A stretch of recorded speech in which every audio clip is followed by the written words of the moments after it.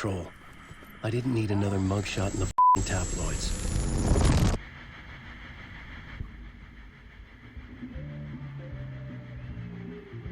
"13 years ago, Remedy developed a game called Alan Wake, and it was a damn near perfect game.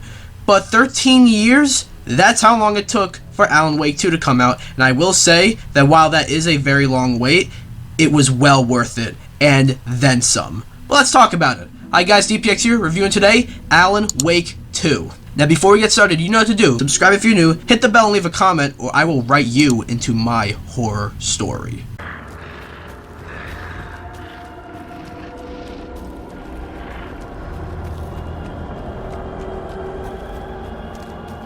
Starting off with the good, first off, the visuals in this game are absolutely stunning. Truly, this is one of the best looking games I have ever seen and played. We'll get into just how much of a next-gen game this is later, but my god. As for the gameplay, it is really solid. You of course play as Alan Wake, but also this new character named Saga Anderson. And I mentioned that when I'm talking about the gameplay, because when you're playing as Saga, it feels like there's more action in the game, but when you play as Alan, it's a lot more suspenseful. That's not to say it's not spooky when you play as Saga, or it's a walking simulator when you play as Alan. Not at all. What I am saying is that this helps blend. The story is really cool too.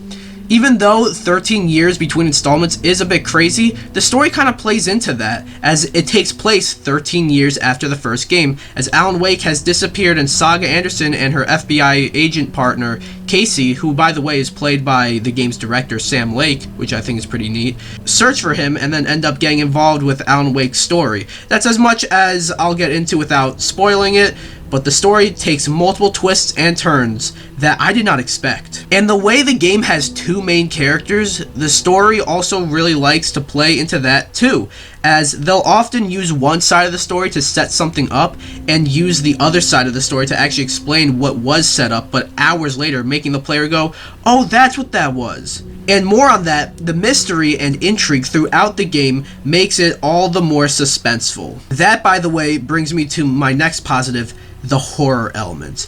I really like the first Alan Wake, but I have a hard time calling it a straight up horror game. It's definitely spooky and has horror elements, but it's not particularly scary, which is fine. But Alan Wake 2 is a survival horror game. Right down to the jump scares and the atmosphere, the music, the sound design, so many aspects add to the horror of Alan Wake 2.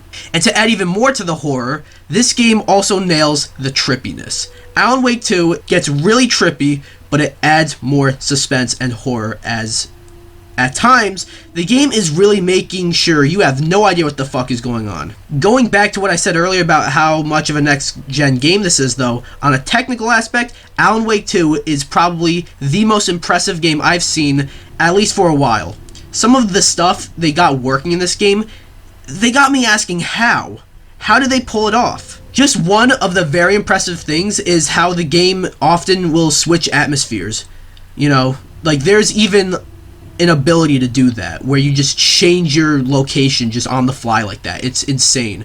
In addition to that, many things loop and you'll enter an area and you'll keep going around in circles and you don't see the exit until you turn around. The game was programmed for you to not be able to see the exit if you just kept going straight.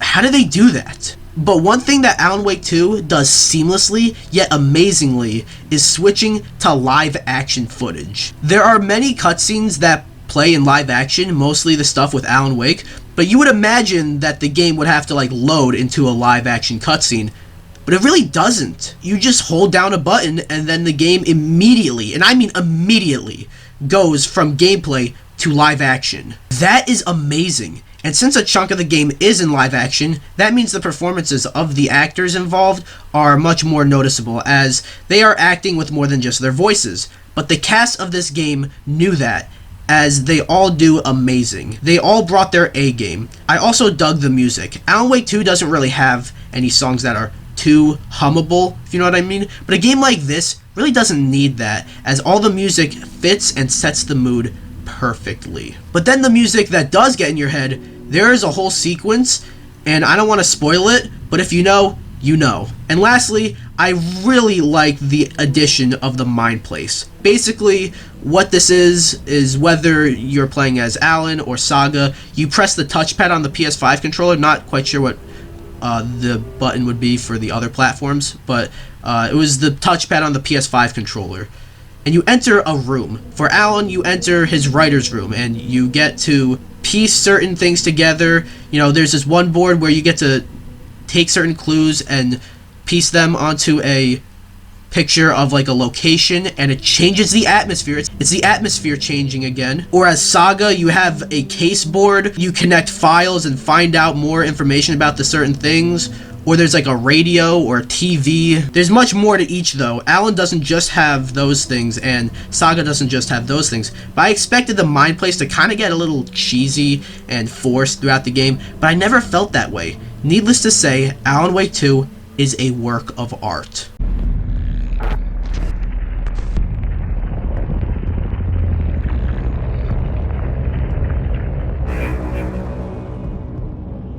This is the mixed section. Stuff I'm not sure if they go in good or bad, so they go in mixed. Or maybe they are stuff that I feel the need to mention, but they don't really affect the game itself. One of which, going off of the ladder, is something that caused a bit of controversy around this game. That's the fact that there is no physical copy.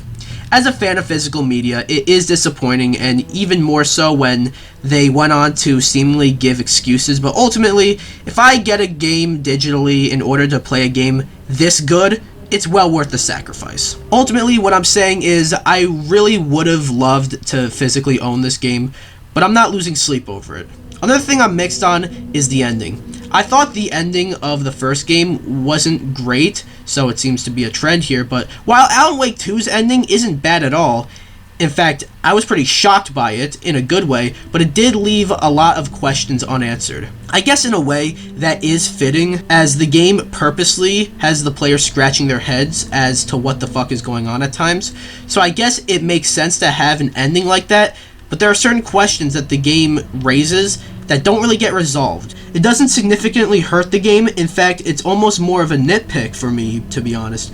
But I just felt the need to explain it.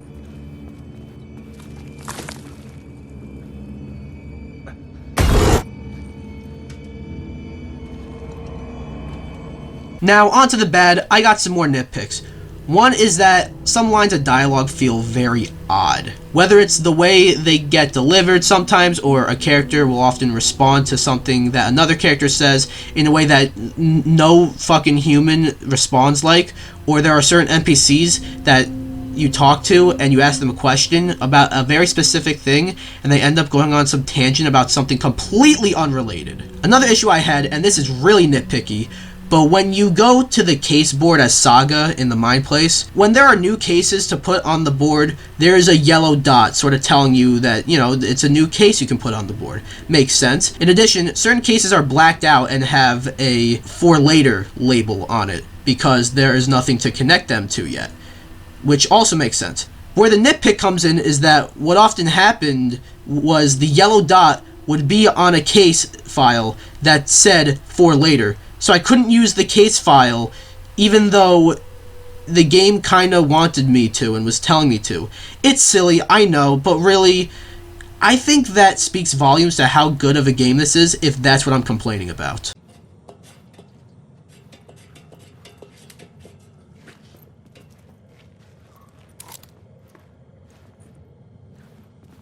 Overall, I said this before already, and I'm gonna say it again, Alan Wake 2 is nothing short of a work of art. What Remedy was able to do with this game is absolutely astounding on a technical aspect, and just how the game seamlessly switches between gameplay and live action footage, like, it's unlike anything I've ever seen. The game also nails the horror, nails the suspense, nails the action, the trippiness, and just about anything that this game tried to do, it nails it. When my biggest issues with a game are just a few nitpicks, you have an absolute masterpiece. And that's why I give Alan Wake 2 a 10 out of 10. You might remember in my Spider-Man 2 review I said Insomniac might be the best developer working in the industry today. And while that might still be true, But I don't think Remedy are too far behind. But that's what I think about Alan Wake 2. Sorry this review is going up a bit late. I finished this game a whole 3 days ago. I just had some troubles and stuff with my technology and all that. And also some other stuff going on. But yeah, what do you guys think of Alan Wake 2? Do you guys like it, not like it? Have you guys played it, not played it? And if you haven't played it, do you guys want to play it, not want to play it? Please play it. It's really that good. But anyways, anything about the game, let me know down below. So be sure to like this video, comment, subscribe, or I will write you into a horror story.